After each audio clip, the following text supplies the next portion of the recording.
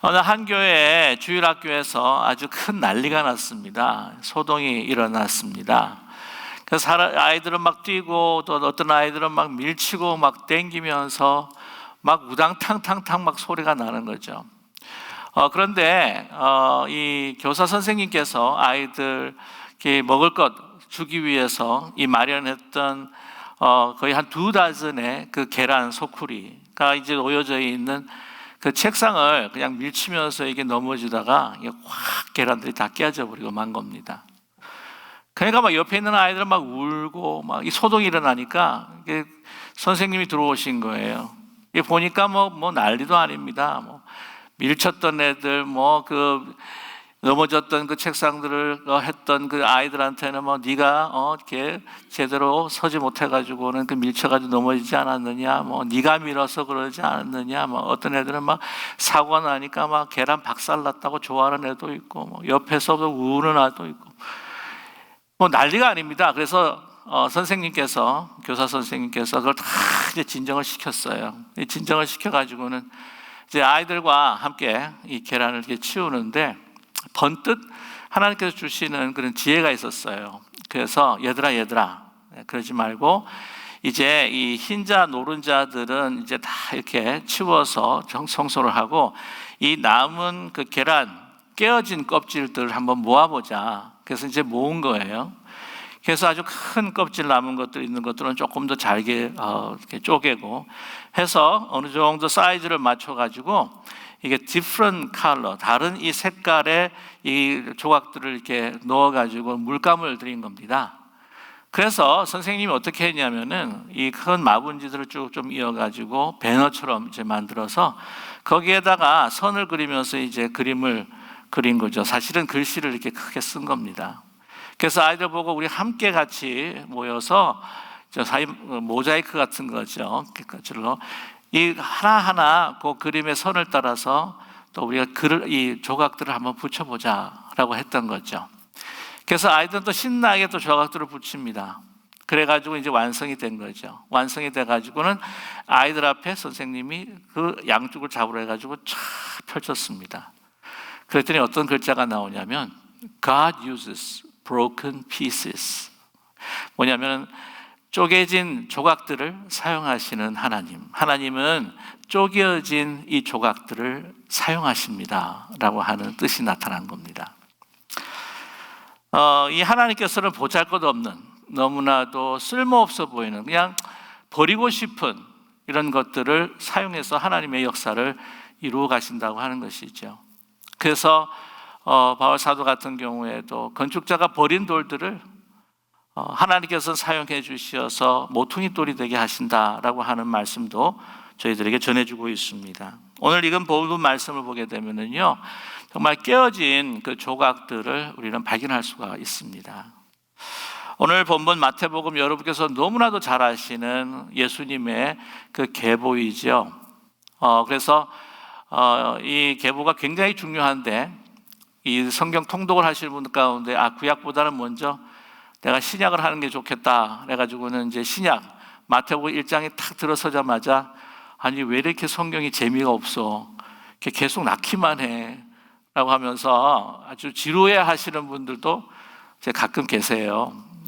그러나 이게 얼마나 중요한 우리에게 메시지를 주고 있는지 모릅니다. 그 첫 번째 메시지라고 한다면 여러분께서 잘 아시겠지만 예수님께서는 하나님께서 약속하신 것처럼 아브라함으로부터 시작을 해서 믿음의 조상 아브라함으로부터 시작해서 이 다윗의 혈통을 통해 가지고는 나타나신 바로 메시아다라고 하는 그런 아주 큰 메시지가 바로 이 계보에 담겨 있지 않습니까?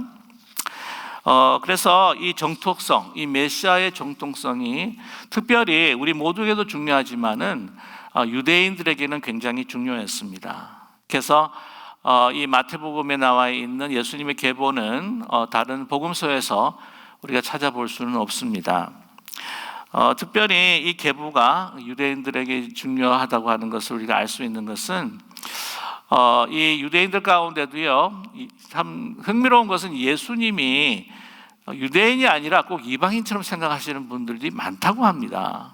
그래서 유대인들 가운데에 예수님을 믿고 돌아오시는 분들, 이 간증들을 이렇게 들어보게 되면은 한 번도 접해보지 못했던 그 신약, 그래서 한번 궁금해서 읽어보기 시작했는데 이 계보를 쭉 읽고 난 다음에 예수님께서 유대인이셨어?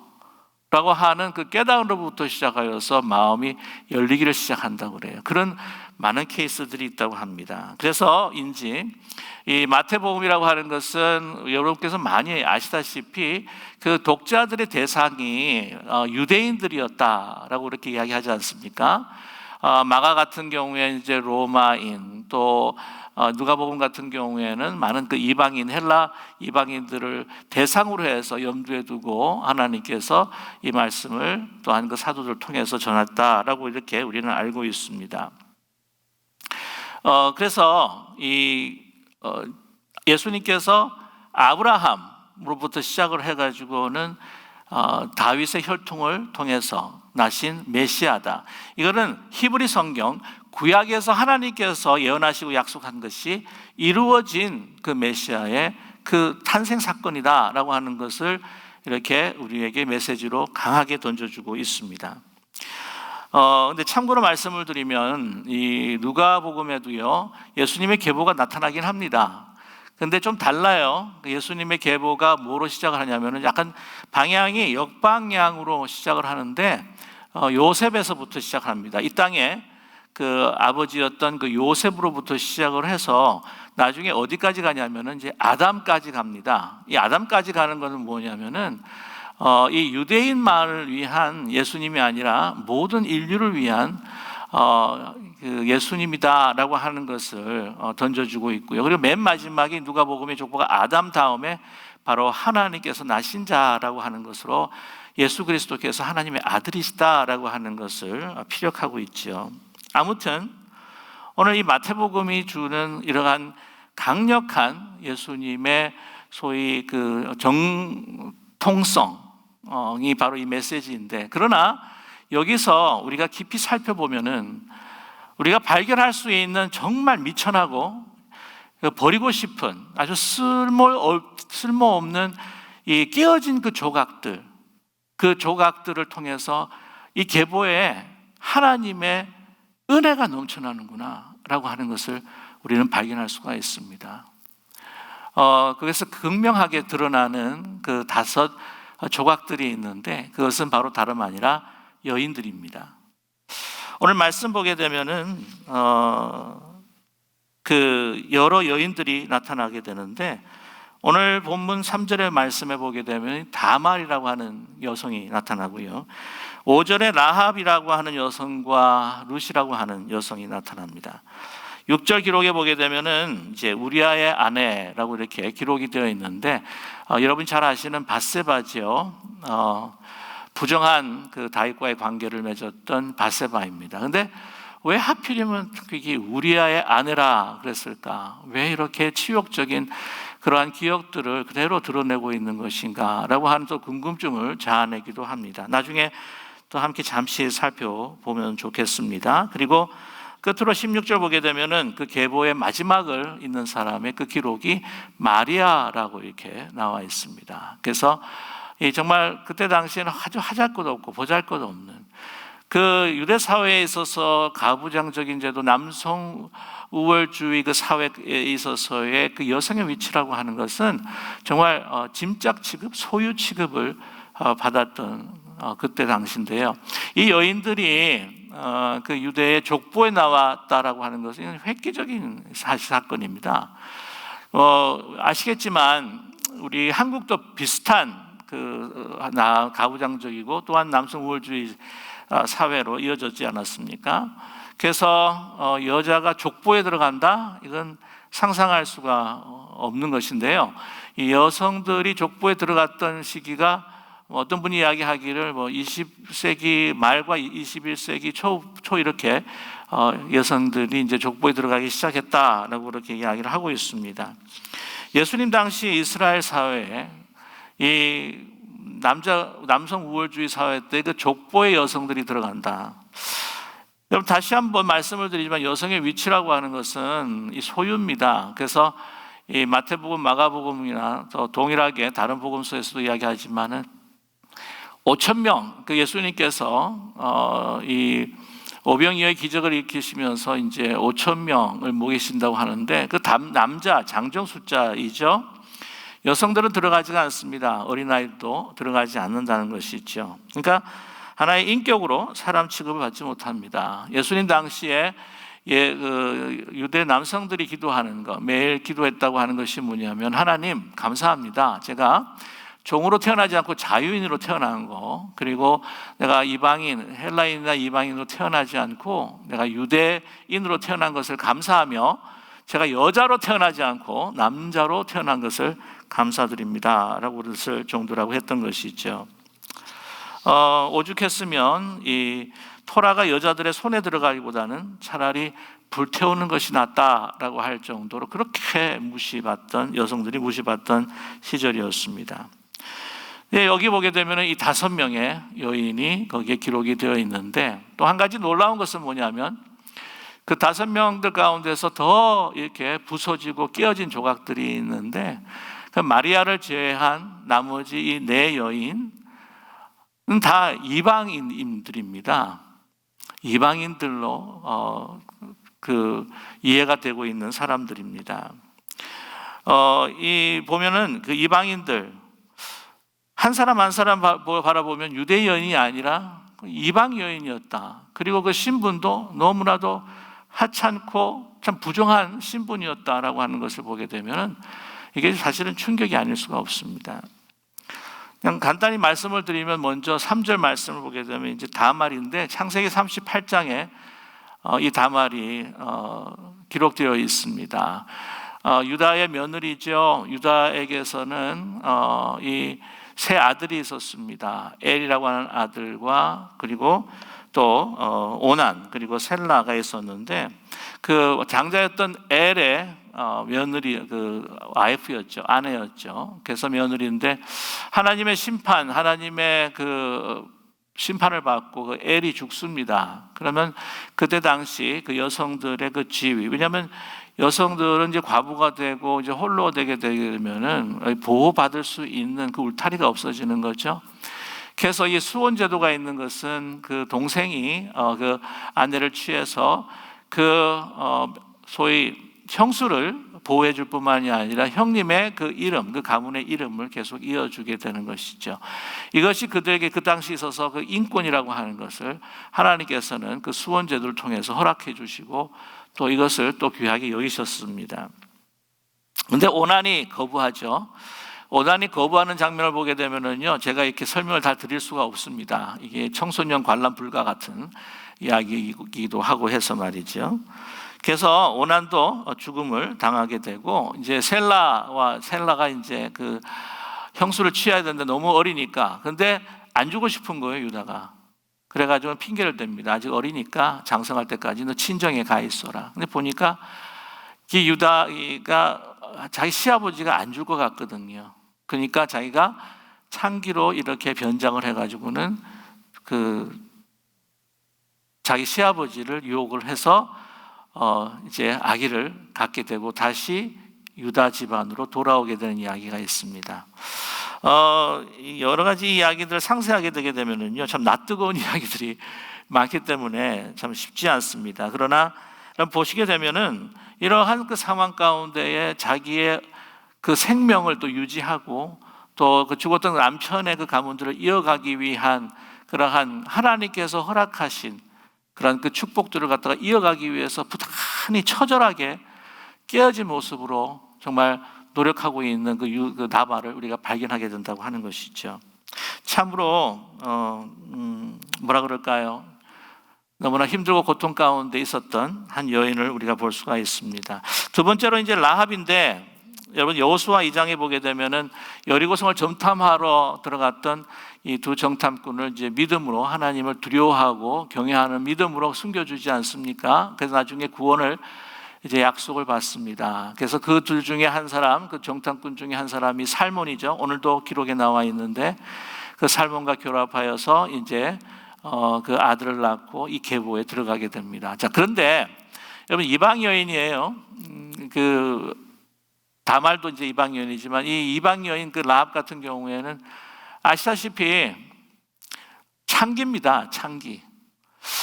여러분, 이것을 여러분의 그 할머니나 증조 할머니가 이런 분이었다라고 소개하기가 여러분 얼마나 힘들겠습니까? 예를 들자면 내 증조 할머니는 이제 그리스도 크리스찬이었는데 그 전에 어떤 일을 했었냐면 일본 여인이었는데 창기였다. 이거를 다른 사람들에게 아무리 크리스찬으로 됐고 또한 그 믿음이 있었다고 하지만 다른 사람들에게 이렇게 이야기한다고 하는 것이 창피스러울 것 같지 않을까? 많은 사람들이 그거를 덮고자 하지 않았을까? 그러나 오늘 이 거룩하다고 하는 예수 그리스도의 탄생의 계보에서 이러한 사건들을 그대로 드러내놓고 있다고 하는 것이죠. 나중에 보게 되면 거룩한 계보가 아니라 이 우리아의 아내 정도로 이렇게 내려가게 되면은 이건 거룩한 게 아니라 좀 부정한 계보가 아닐까 할 생각이 들 정도라고 하는 것입니다. 세 번째 룻이라고 하는 여인, 여러분께 뭐 더 이상 말씀드릴 필요 없이 여러분께서 너무나 잘 아시죠? 베들레헴에 살았던 엘리멜렉이라고 하는 그런 나옴이라고 하는 그 아내와 그 이제 모압 지방으로 가지 않습니까?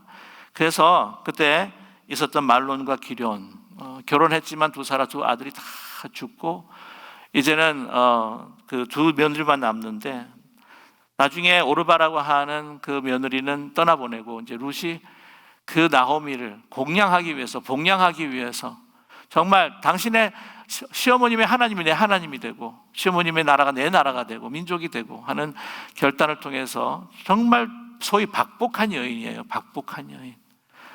그러나 그것을 믿음으로 따라가면서 그 복양하기 위해 따라가면서 나중에 큰 축복을 받게 되는 그러한 여인이 바로 룻입니다. 끝으로 여러분께서 잘 아시는 바세바, 우리아의 아내로 소개를 하고 있습니다. 우리아, 정말 생각하고 싶죠. 다윗에게는 우리아라고 하는 이름을 떠올리고 싶지 않았을 것입니다.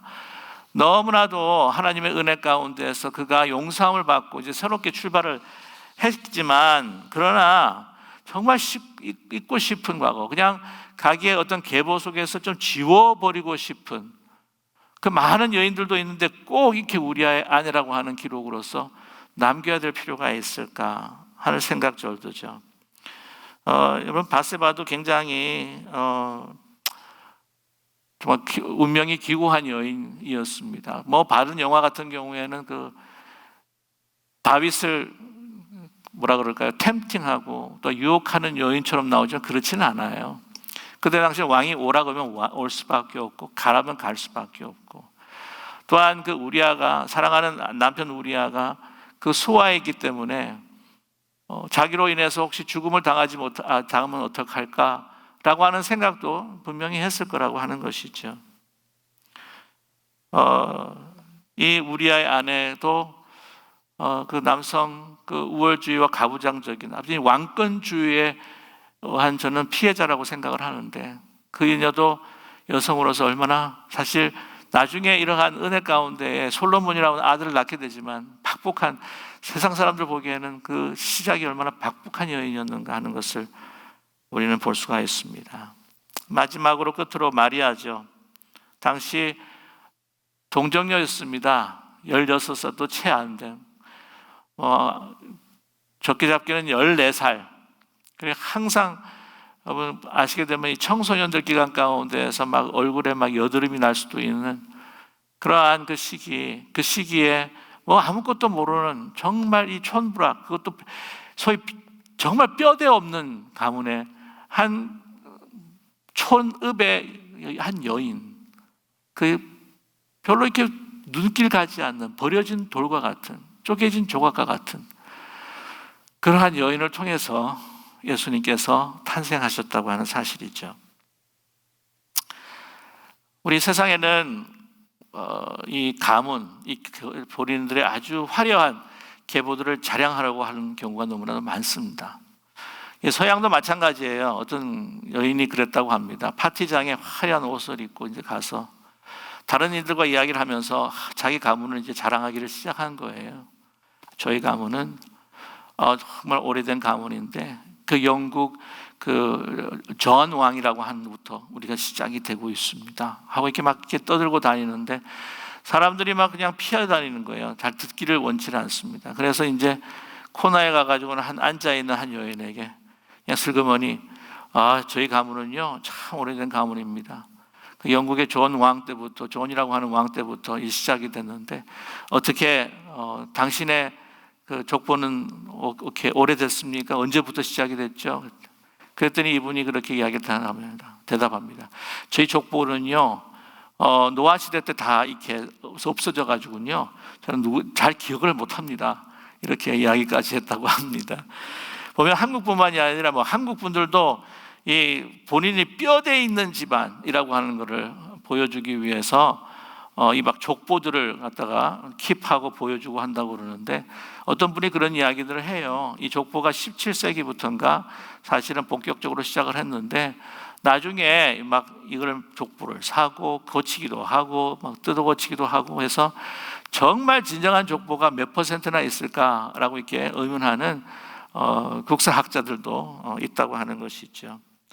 근데 보시게 되면 이 하나님의 계보, 거룩하신 예수 그리스도의 우리를 위해서 죽으신 예수, 우리 그리스도, 정말 하나님의 아들, 이 땅에 태어난 그 계보가 결코 이렇게 거룩해 보이지 않는다는 거죠. 너무나도 많은 broken pieces들, 정말 깨어진 조각들이 있다고 하는 것을 우리는 볼 수가 있습니다. 이거 포함시키고 싶지 않은, 다 지워버리고 싶은.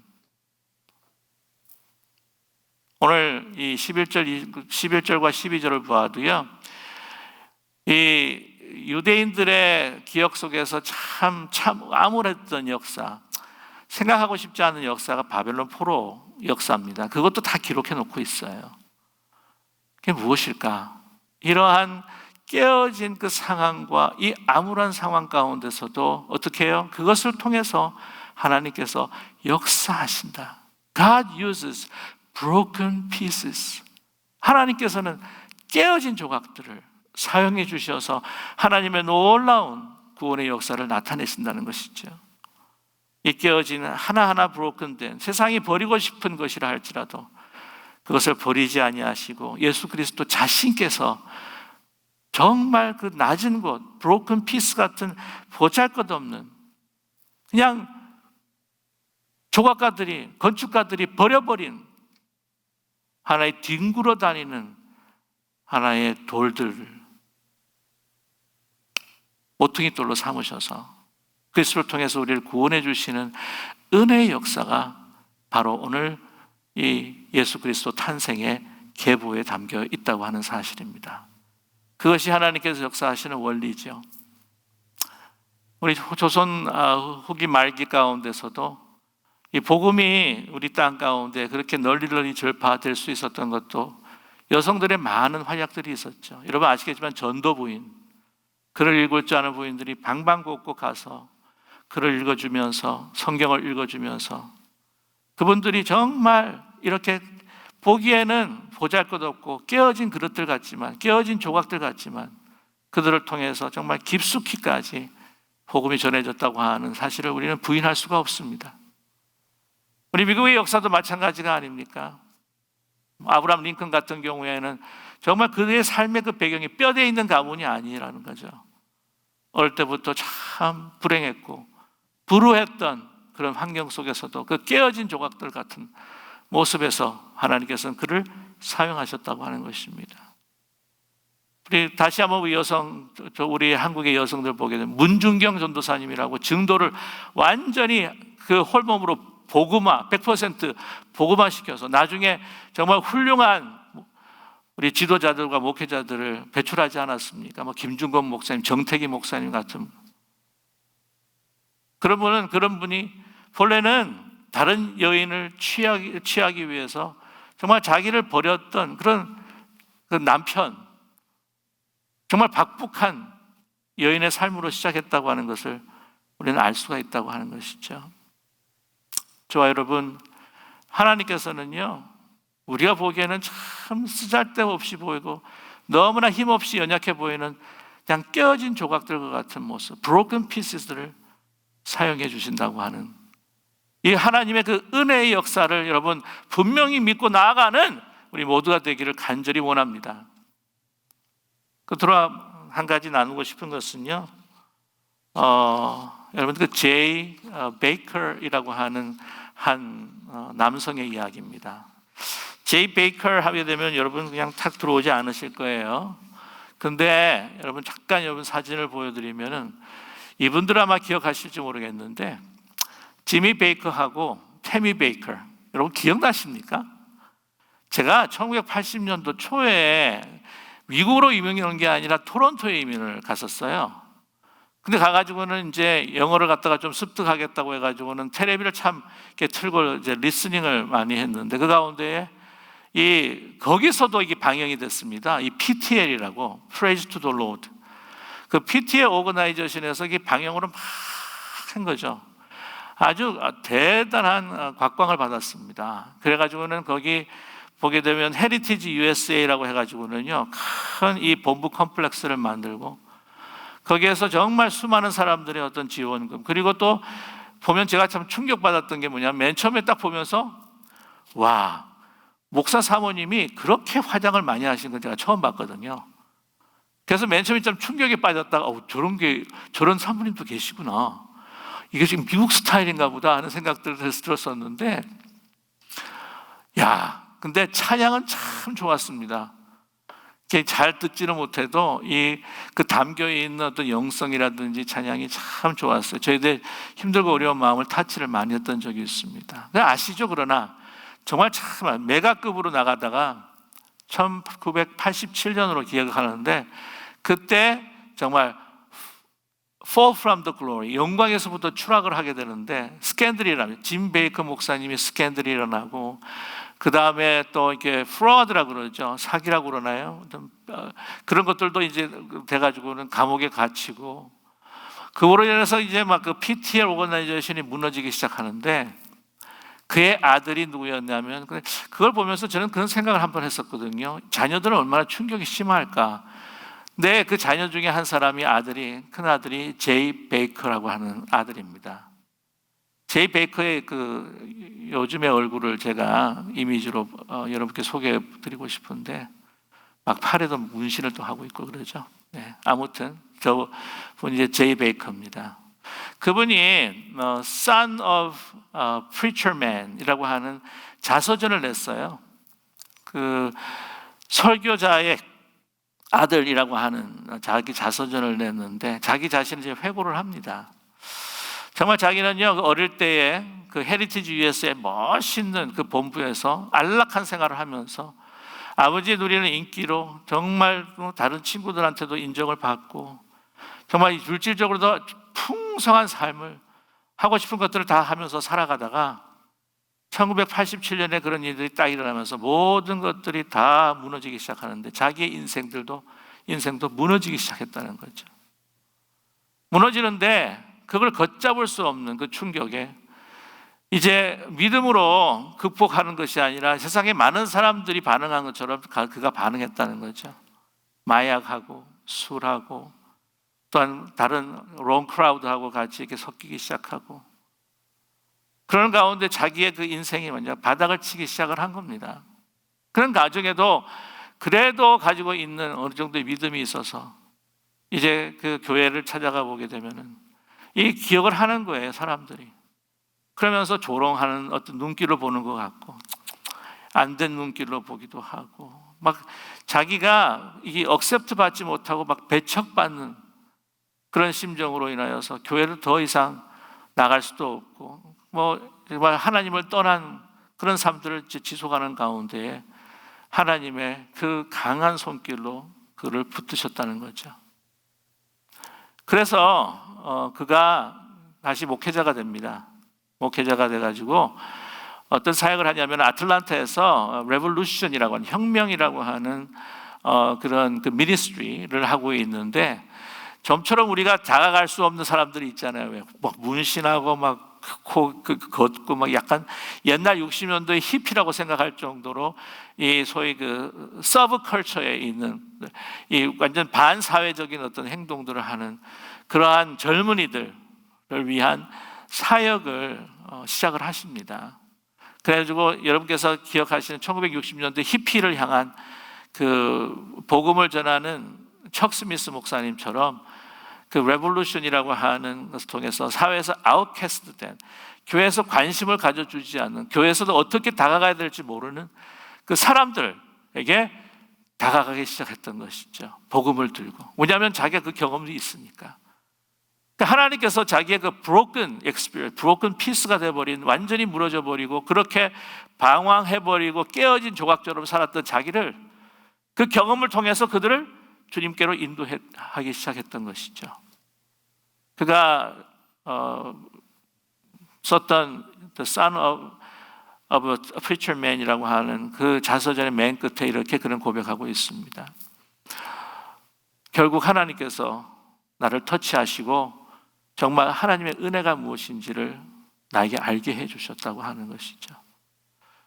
정말 깊은 고통 속에 있었던 나를 버리지 아니하시고 나를 붙드셨는데, 이렇게 내가 깨어진 조각으로 그냥 완전히 부서졌을 때 이것을 통하여서 하나님께서는 나를 위한 사역을 준비하셨다고 그렇게 고백하고 있습니다.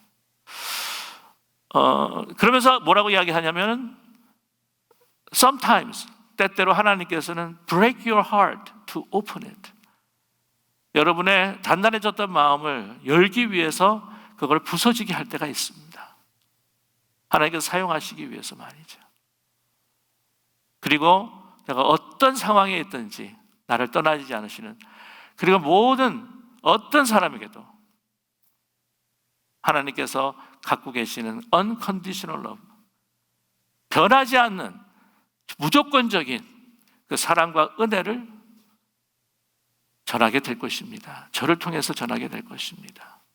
라고 그 글을 마치게 됩니다. God uses broken pieces. 하나님께서는 깨어진 조각들을 사용하시는 하나님이십니다. 저와 여러분, 우리 코로나19 또 여러 가지 상황 가운데에서 마음이 정말 broken heart, 마음이 깨어지시는 그런 경험을 하고 계십니까? 나의 어떤 기업이나 산업이 자꾸만 무너지고 깨어지는 것 같으십니까? 하나님께서는 그 깨어진 조각들을 다시 모으셔서 새롭게 하시고, 저와 여러분 이 경험을 통해서 하나님의 사랑과 은혜를 또 다른 이웃들에게 전하고 나눌 수 있는 하나님의 역사의 그 도구, 바로 메시아를 캐리할 수 있는, 메시아를 담을 수 있는 아름다운 용기로, 아름다운 그릇으로 하나님께서 사용해 주실 것입니다. 그러한 하나님께서 저와 여러분을 향한 희망과 소망, 그 약속을 붙들고 믿고 나아가는 우리 기쁜 우리교회, 또한 여러분의 가정, 여러분의 삶이 되시기를 주님의 이름으로 간절히 축원합니다. 기도하겠습니다. 사랑의 하나님, 우리는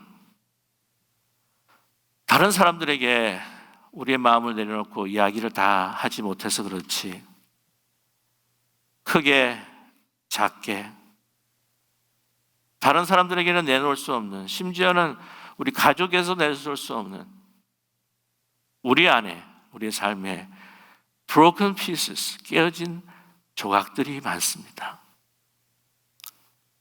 사랑의 하나님, 참 쓸모없고 이런 경험들은 하고 싶지 않고 이런 고통은 그냥 내버리고 싶고, 그러나 그 broken pieces, 그 broken heart, 깨어진 마음, 깨어진 삶의 조각들, 그것들 하나하나 담으셔서 아름다운 역사를 만들어내신 하나님이 우리와 함께 하시고 임마누엘 하신다고 하는 사실을 잊지 않는 저희들에게 도와주시옵소서. 가장 찾고 싶지 않는 정말 브로큰된 그 천한 마국간에 인간의 모습을 입으시고 아기의 모습으로 오신 그 모습이 바로 깨어진 우리의 삶 가운데 오신 주님의 모습이라고 하는 것을 잊지 않는 저희 모두가 되게 도와 주시옵소서.